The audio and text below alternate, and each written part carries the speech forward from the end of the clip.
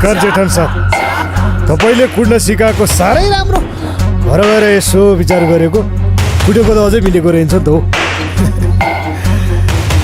ज्वाइँको साथीहरू भनेको ज्वाइँ नै हो। अरू सबै राम्रो, हात हालेको चाहिँ नराम्रो। हाय, किन डराएको जेठन साहब? तपाईँले मलाई कुट्या हो र मैले तपाईँलाई कुट्नलाई? मेरो पनि त साथीहरू छ नि हो। कुरा सकायौ। साथीको जेठान अन्तिम जेठान अल्लाहको है।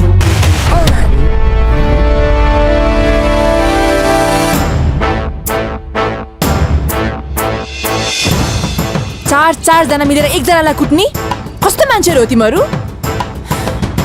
हेर्दा त मान्छे जस्तै देख्छौ, तर बाँदर र तिमीहरूमा एउटा पुच्छरको मात्र फरक देखेँ मैले।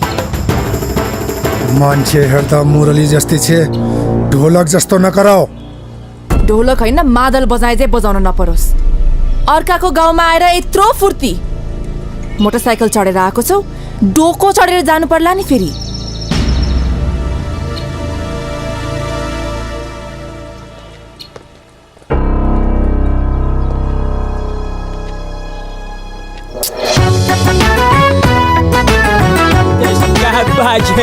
जिन्दगीमा पहिलोचोटि राजाको बाजा बजाएको पनि देख्छु आज। नारी नाम दुगुडाम च।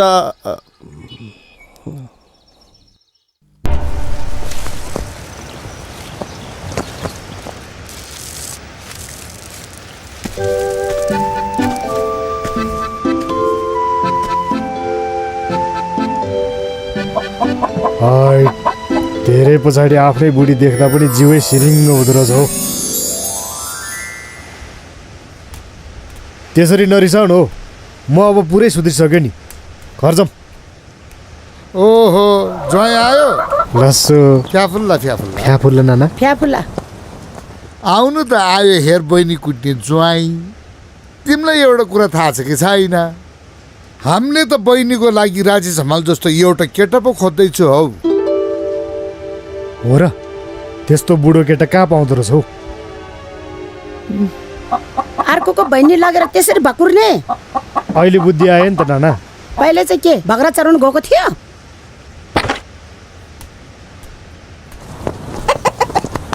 हिँड भित्र।